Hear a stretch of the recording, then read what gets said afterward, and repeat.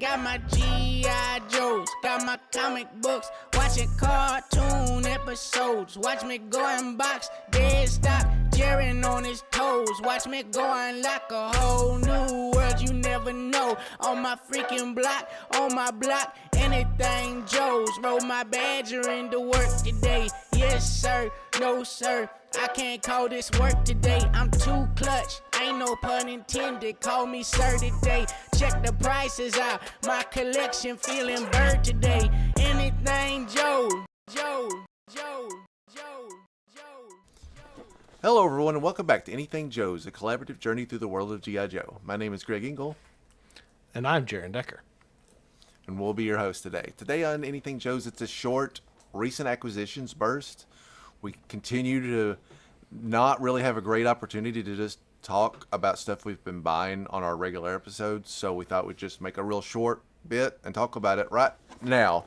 So, this is the only classified thing that I have gotten in recently, and it's the heavy duty figure. I have not opened it yet because I just got it in, and I would like to do an unboxing of it, but I just wanted to say how excited I am for this figure, how much potential I think it has, and how good it looks.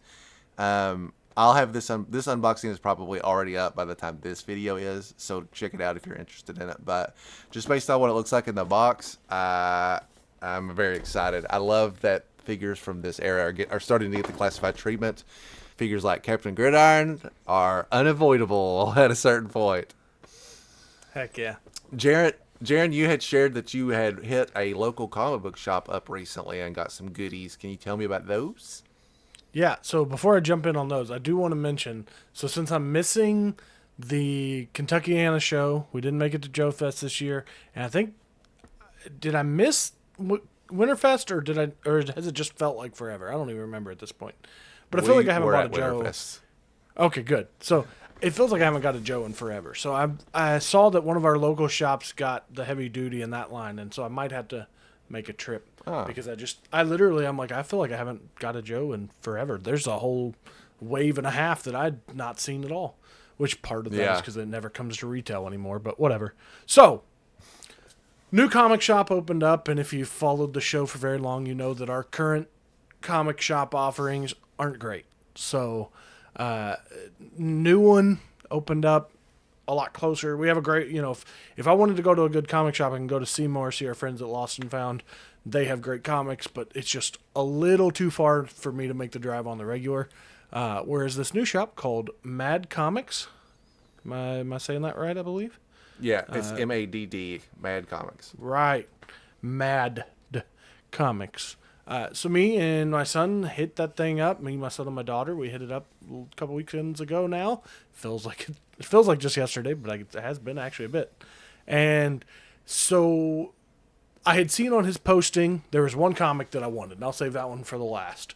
Okay. And unfortunately, it's not a Joe comic, but it was a comic that I've been wanting for a while.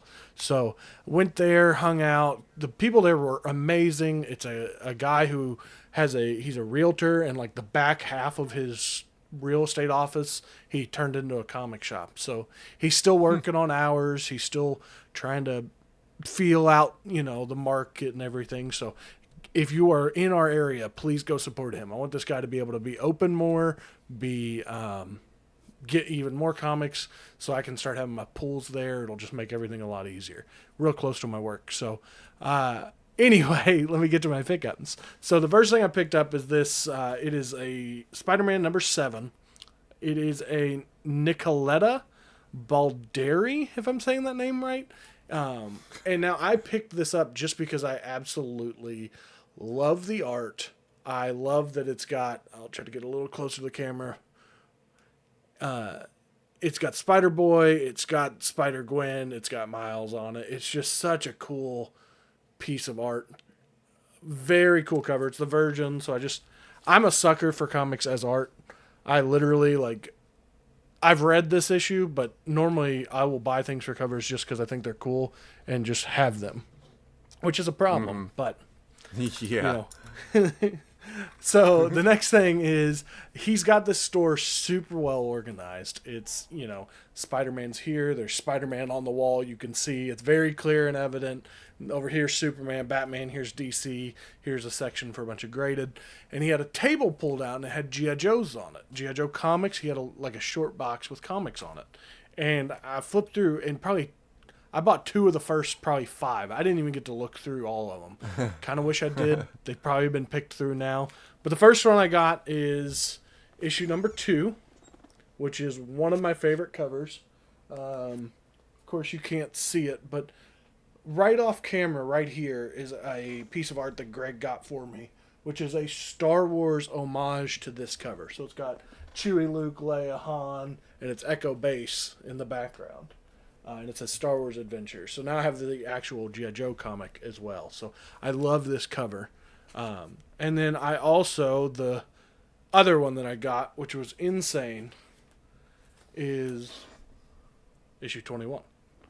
And now both of these Whoa. are, I mean, they're not in horrible shape, but they're not in like pristine shape. But I mean, really, I am thrilled. And the price I got for these is insane because they were just in the long box, and he was like, "Yeah, man, I don't really know." Gave me a price on everything that I had. You know, we always talk about bundling, how good of a deal that gets you, but yeah. So I got 2, and now Greg, you know more than I do about these comics, obviously. So I have questions. know that there is I have questions. I know there's a newsstand. Oh, sorry, you have a question? Go ahead. Yes. Before we get into that, will you tell me how much that 21 cost? Will I tell you? Will you tell us, the listeners, I don't how much remember. you paid for that number? I don't remember. I just, that's the problem. the only reason I know I it was ask is cheap. because the only reason I ask is because 21 is probably the most desirable, maybe not the rarest, because the last few issues are extremely rare. But and I think you are more likely to find a number 21 in a comic book collection than you are a number 1, and definitely more than a number 155. It's a well-loved, well-known, iconic comic. Like it breaks a lot of like top 100 comics of all time lists. So it's an extremely valuable issue is what I'm getting at. And so anytime I hear that, I'm like, oh well, how good of a deal did you get on it? Because I've had a couple of 21s in my life and they are not cheap. I was looking at 21s as recently as this week out of curiosity, and was seeing some very, very high numbers on it, which is what I have been saying for a while, that the comic book market on these does not seem to be slowing down. And some of these books that I never imagined that some of these books would reach this value. I just looked it up. So I made a bundle deal on all of these, but these were kind of like their own. So he had a number before we went into the bundle, and I didn't even negotiate. That's how good of a deal. So this is a issue 21, and then this is a number 2. So for the 2 of these, with the bundle, before the bundle, he kind of made me a price on these 2 because he was, he's going through it. I had a pile, I had a couple toys and things for my kids, and they got a couple comics as well. 2 of these, the price that accounted for the bundle in these. Do you want to take a guess, Greg, on these? I really have no idea because I have not been to this shop yet. Okay. But I just know that the 21 is worth a lot of money. I'd have to, I mean, I don't know, your condition is obviously somewhere in the gray area, but Yeah. it's a hard to find valuable. I mean, it's a valuable book in almost any condition. So before I tell you to string you along just a hair longer, I have a general consensus that I will pay normal value for any comic. If it is the price that a new comic costs, $3.99, $4.99, something like that, I don't care what it is. If it's a cool cover, I'm buying it. If it's whatever. So I got these 2 for $10 total. That is the craziest thing I've ever heard. $10 should not buy you the cover to number 21 or the book without the cover. 21 is easily a $40 or $50 book, even in a mid-range. A high grade or like a graded high range copy, I've seen selling for $300 plus. There are offers, or there are like $400 9.2s out there. I mean, like, that's an insanely good deal, and like in any condition, that's an insane find. That's the equivalent of finding a Mickey Mouse Cobra Commander somewhere out in the wild, in my opinion. Yeah, I would have felt good about that price if it was either. Like, if I had seen 21, just, like, I don't know values, right? Like, because he was like, how much you think? And I was like, dude, honestly, I don't know. Like, I have no idea the values of these. But I said, but I would have paid $10 for this. I would have paid $10 for either of them, honestly, just because of how much I love them. Yeah. I think these old comics are awesome. But yeah, I was like, okay. if I had been there with you, I would have pushed you out of the way. Well, that's good So that's an amazing deal, and it will certainly sweeten the thing that I'm about to tell you next, which is that the number 2 that you have is actually a second print. And number 2's on this. This one is the snow one, yeah. Yes, how do you tell that? And what's the difference? You're not to be blamed because it's only something that I learned about recently. Basically, in the early issues, I'm talking like first 2 years. I'll get you an exact number in here just in a second, but you're looking for very specific things where the UPC is. If you've got a barcode, that's a newsstand edition, which means you bought it in a grocery store. Probably that's where I bought all my comics as a kid. You bought it at a retail outlet. If it has a Spider-Man head that's white, it means you bought it directly from the publisher or a direct distributor back then. I don't really know how that works. What you have is a black Spider-Man head, and that is the difference. That is what differentiates a first and a second printing in these early first couple of years. It's ironic because, if I'm not mistaken, 22 is the last issue that has second printing black Spider-Man head. So if you see a 23 and it has a black Spider-Man head, that's when it switches to the direct edition symbol. There are still second and third printings out there, and I don't think you can tell right off the bat unless you've just got an extremely trained eye for it. I think you have to open it up and look in the indica, which if you're not a comic book person, that's the very first page. At the very bottom, they have the like credits, like text, and in the very lower right hand corner, typically it'll say second printing or something along those lines. Not to be dismayed, because there was a time where G.I. Joe number 2 was the hardest to get issue. Back when the series was still running, it was a much lower print run than issue 1, but the fan base had already been established. The kids were coming back for 2, and it wasn't there. I didn't get an issue 2 until way late in the run. It was really, really hard to find at a good price. It has come down a lot since then, but there's something to be said for, second printings are typically in better condition overall, so those are kind of like good copies to just read and have around and hang out. I've got tons of second printings. So I just will pick them up and be like, okay, maybe somebody will need it, maybe I'll sell it, maybe I'll go insane and decide I want second printings of every issue also. Definitely something I need in my life right now. Another useless task that won't bring me any joy at all. So, just to speak on the G.I. Joe stuff, 2 great pickups. I can't understate what an insane deal that is on a 21, and I'm sure our listeners will be equally like, wow, I paid way more for that, or I wish I'd been there because I would have done the exact same thing Greg said and pushed you out of the way and bought it yourself. So great pickup. I've got a 21, so I don't actually feel jealous at all. I'm glad that you found one and added it to your collection. You really saved yourself a lot of work if you decide you want to get the rest of the run at any point, because it will be one of the hardest to pick up. That's good. What's your last big boy book that you've been keeping? You gave me the little bit of info about the second or the direct editions, first printings, all that. I do want to say I ordered a book from DC recently. I was like, you know what? I have never got a comic delivered directly to me. I want to do it. And I got so excited, and it got to me, and it looked just like the one off the comic. There was no difference. I was very bummed. I was very bummed. And so I did not renew it after the first 12 issues. Which actually I don't think they did either. So no harm, no foul. Anyway. Sorry, let me tell you. Go ahead. I have a quick comic book subscription story. When I was probably in high school, I had convinced my grandmother to subscribe to The Amazing Spider-Man for me at that time. Nice. And she agreed I got a 1-year subscription to it. And it is also the only time I've ever gotten comics mailed directly from the publisher. And they would come in these little envelopes. If you're a hardcore comic book collector, you might know that probably in the pre-70s, they would bend them in half and mail them to you. And so you see a lot of great vintage books that have a crease down the middle that people have tried to press out. This is post that. That's just a little fun fact from an old man from me to you. So it would come in an envelope. So around this time, Maximum Carnage is going on. Are you familiar with that? I feel like it's a pretty big Spider-Man event. It was going on in all the Spider-Man books at that time. So you had to read them in order to know what was going on. Well, mail order comics, for whatever reason, show up way earlier than they do on the newsstand.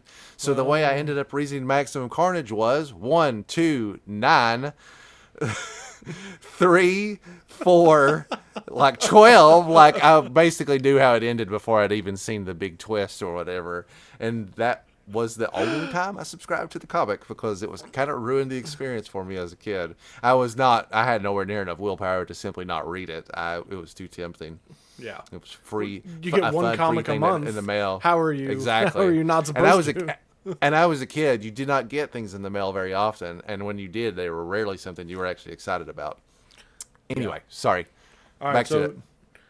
My last book, the reason I went to the comic shop, honestly, because they shared a video on Facebook, and I was like, oh, they have one. I'm gonna go see. I mean, obviously, I want to go support them, but also I really want that book. It helps me support them if they have something I really want, and that is Weird War Tales, number 93. Tell our listeners the significance of Weird War Tales. So this is First Creature Commandos. This is a DC book. This is the first kind of team up. I'm into this weird history stuff, right? Mm-hmm. They just recently made a show of it, the Creature Commandos, that I enjoyed a whole lot. It's got Frankenstein. It's got some fun characters. They're fighting Nazis, which, hey, everybody should fight Nazis. The art is just so funny because it's literally just like these weird, wacky guys punching Nazis, and the Nazis are like, ah, like freaking out. Is the roster in that book the same as it is in the show? No, not 100%. There are a couple of them, but no. Like I don't think G.I. Robot comes until 101, I think, or something like that, and then I don't think Bride of Frankenstein's in here, and I think this is Dracula. I've actually not read this book because I didn't want to open it up. I need to go ahead. I need to go on the DC Universe app and maybe read it. But I was like, you know what? I really want to have a piece of this. When they announced the new DCU, I bought a couple books that tied into it, and that was one of the ones I wanted. I got like the first appearance of Booster Gold. I bought another set of Supergirl Woman of Tomorrow. I bought the 6-issue miniseries. This was one that I had on my list. I have a note list on my phone of comics that I want, where I'm like, if anybody's like, what do you want? I'm like, I'll send them this. Now, some of these comics here's the list. might be a lot of money, but if you want to buy me something, pick one. It's a comic for any budget. So, yeah, I was pretty pumped to have that book. Got a great deal. I mean, I cannot say enough nice things about everybody that worked there. I also found out that I feel like it's almost an unethical hack that if you take your kids, you get better deals. I feel like that there might be some science to that. You know, I got my 4-year-old son who's got a little toy Superman flying around. I feel like that helps. Dress my daughter up like Storm Shadow and take her in there. Exactly. Yeah. My 7-year-old daughter desperately needs this G.I. Joe 155 for what I hear the going rate of $10 is, please. So that's all awesome, dude. I'm very happy for you. I'm always excited when people... comic book collecting is another big passion for me. So when somebody gets a great deal on a comic, it's basically I get the same kind of euphoria when somebody gets a great toy score. It's awesome to find a deal like that. I would never imagine to find it at 21 in any condition for $10, for less than $10. You paid $5 for it. That's crazy. Yeah. So to wrap up, I also have something that's non-G.I. Joe related to show. The only other thing I've been buying, it's the only thing I'm buying that's not G.I. Joe. And it's the only thing in a long time that I've actually kind of been aggressively collecting. I've mentioned it before. It's this Joy Toy Teenage Mutant Ninja Turtles line. Heck yeah.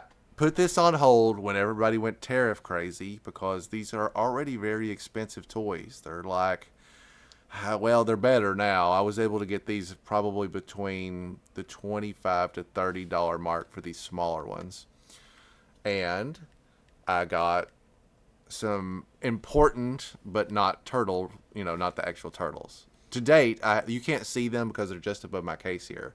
But gotcha. I have all 4 turtles. I have a Shredder, I have a Foot Soldier, and I have a Bebop on a Rocksteady. Now I have Master Splinter. Big deal. Master Splinter, the accessory sets with these is insane. They come with dozens of things. Master Splinter comes with 4 non-posable little turtles, and they're doing the moves. Aww, from heck yeah. And they're the moves that they're doing in the first live action movie where they're like little clay motion turtles practicing. Dude, my kid was like begging me to play with them. I was like, yeah, you can have them, don't sweat it. If it's not part of the primary part of the character, I'm willing to let it go. But they have a ton of stuff. Second figure I got is this April O'Neil. Obviously another figure that's just like a little too important to leave out. There were like 2 Mousers included. April's got her little walkie-talkie turtle shell thing that clips up. She's got a microphone for interviews. She's somewhere in between cartoon April O'Neil and kind of like comic book era April O'Neil. She just looks a little bit more modern, more, I guess realistic would be the right term. And then lastly, I don't want to spend a ton of time on these because they're not Joe related, but just in case somebody's interested, this was the big boy. This is probably, it's going to take a lot to knock it out, but this is probably the best toy I'm going to buy this year, and it's this Krang. That's Krang sweet. Figure is so good. This piece comes out, and so you can remove Krang. He has the little robot walker that he would sometimes be in when the body wasn't functioning, broken, or before it came around. His hands come out, and there's blades and weapons and stuff that go in it. Guys, I do not consider myself to be a Teenage Mutant Ninja Turtles fanatic by any stretch of the imagination. There are a lot of 80s properties that I grew up with that I'm very fond of. I collected Ninja Turtles as a kid, and I do love Ninja Turtles, don't get me wrong. I'm a real Ghostbusters fan, which is another thing that I grew up, collected, and watched like crazy. Those are things that you see a little bit of here and there in my room because I still have a tremendous fondness for it. But this line just is hitting it on. It does not suffer from the same thing that the Joy Toy Joe figures suffer from, which is real bad head sculpts. They're kind of rubbery, and they're a little bit less like, I don't know, they're just not as sturdy. And I'm paying about the same price, which is a bit of a bummer. These do not feel like that. These are just great, really great figures, tons of accessories, really posable, and reasonably durable. I've not had any issues out of them at all. If you have any interest in this line at all, I encourage you. I warn you if you buy one, but brace yourselves for buying more.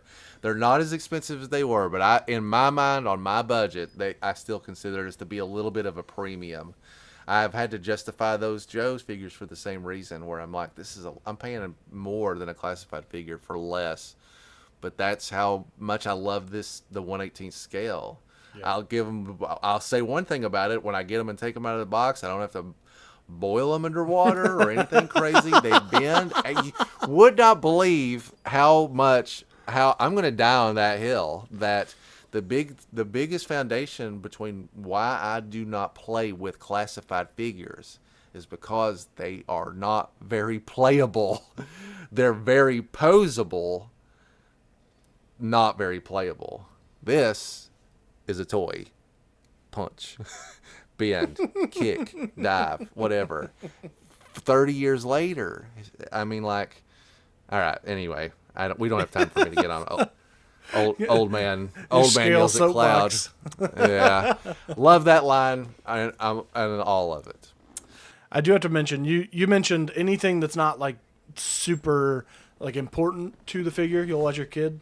And it made me think, I did get a McFarlane Superman from the new movie, and he came with the crypto. Mm-hmm. My son yoinked that crypto like immediately. That was like, is that mine? He's like, is that mine? And I was like, sure. So sure. He slept with it. Like, it's not that big, but dude, He loves that thing. So I kind of am in that same boat. I have a lot of the animals from the classified series that he has. Yes. He's got all the monkeys that I've got. He's got I think he's got a couple different crocodiles because I've got a couple Crocmasters. So I am 100% in agreement there. We are the same with animals. I always kind of crap on animals with the figures, and it's because I'm not interested in them. So, but my kid loves them. I've got there's this whole back lore about the Croc that comes with Crocmaster. She's taken over all of our figures. She's like the kingpin. She's called Crocky Mama. And we have all these other little plastic crocodiles that are like her minions. It's great. There is something to be said for buying a toy that has little toys in it that you aren't interested in and your kid is. It has something for everybody. That's going to do it for us today. Thank you so much for watching. If you have any thoughts on the stuff that we've picked up, if you're buying it, you're thinking about buying it, you have feedback on any of it, you just want to yell at Jaren because he got a great deal on a book that you can't find, I understand. You can leave a comment here in the section. You can find us on our socials at Anything Joe's Pod, or you can email us at anythingjoespod@gmail.com, and we would love to hear from you. Thank you so much for watching and listening. We look forward to talking to you next time, where anything's available for discussion here on Anything Joe's.